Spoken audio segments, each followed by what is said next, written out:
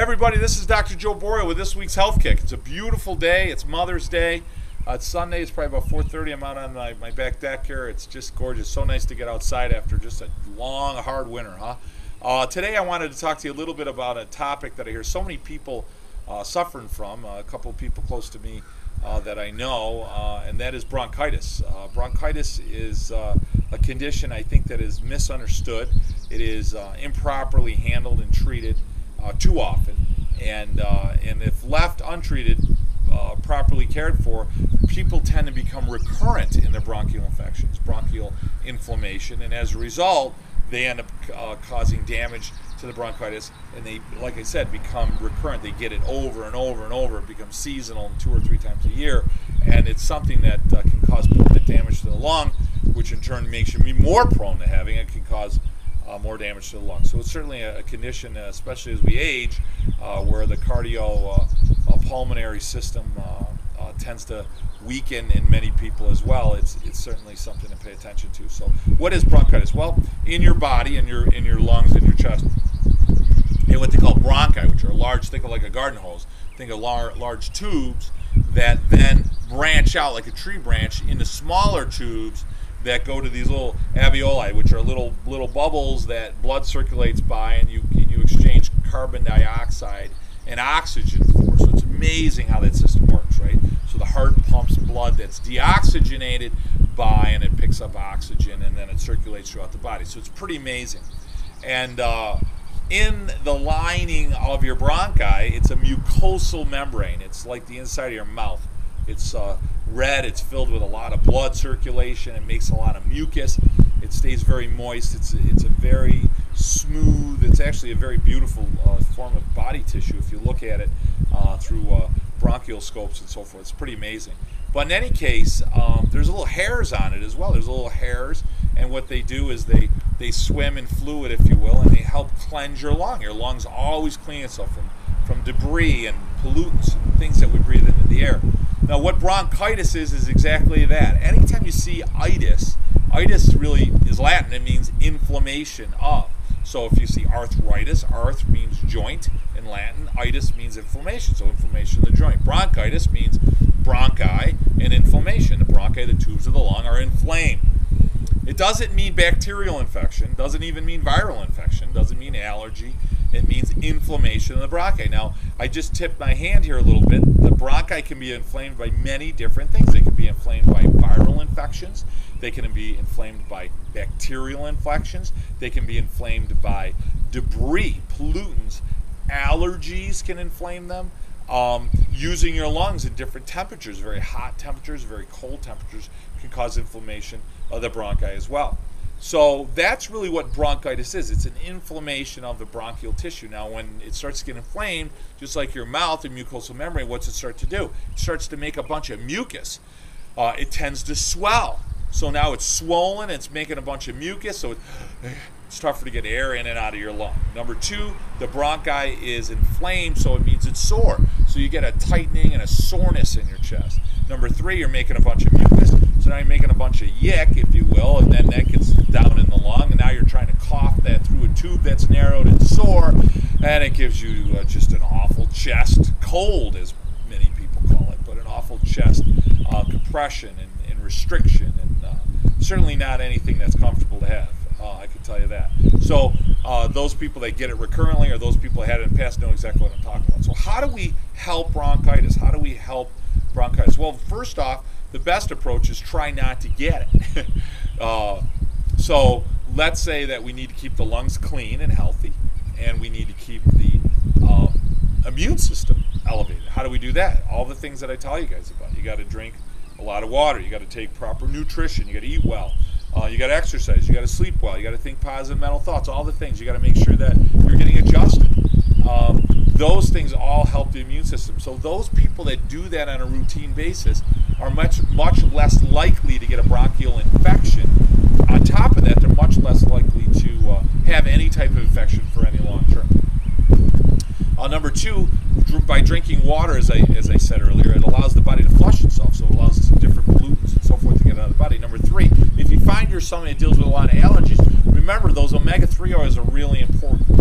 Flaxseed oil or fish oil. Those help keep the inflammation down, allow the body to respond a little bit better with the allergy. 2, adjustments in the upper cervical allow the sinuses to drain properly. It helps the immune system work better, allows the body to cleanse itself better.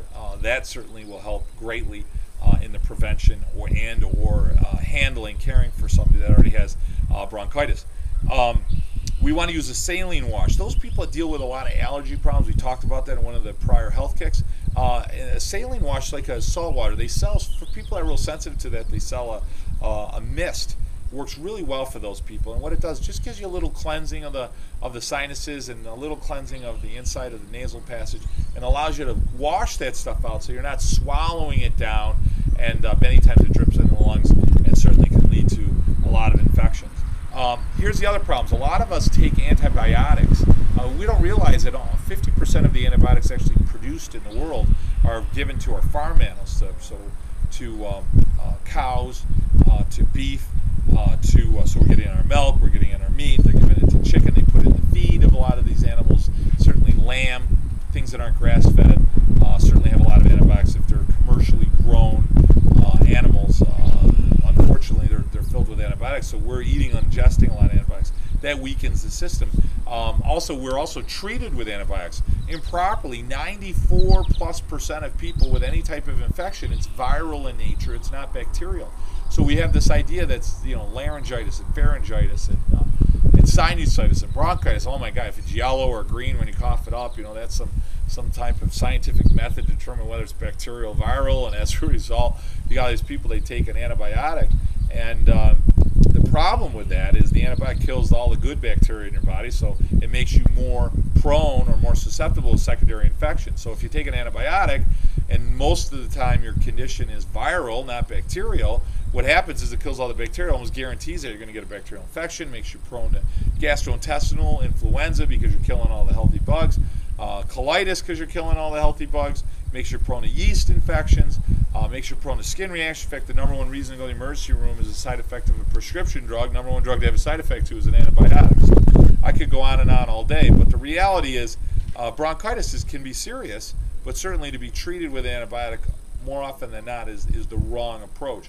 The best approach is care that involves improving what your body already has in store inside you in order to get well. If I had a sick plant, what would I do? I wouldn't give it an antibiotic, right? What would I do? I give it water, sunlight, nutrition.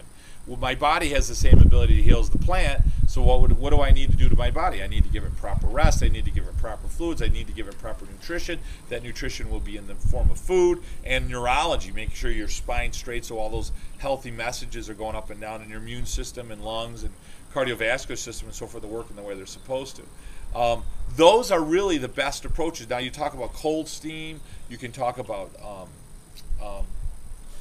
I say vaporizers, I apologize to say steam. You can use a hot steam or you can use a cold vapor. Those are actually all very good, and what that can do is that can get, you can put some herbs, homeopathic tinctures inside the liquid, and that can actually allow you to breathe better, and there's a lot of great homeopathic approaches to handling bronchial infections as well. Proper nutrition, make sure you're on a good multivitamin filled with antioxidants, extremely important, help out the immune system. And make sure you got minerals, make sure it's a multivitamin, multi-mineral with antioxidants. I'll tell you, there's a lot of great products out there that help you with that as well.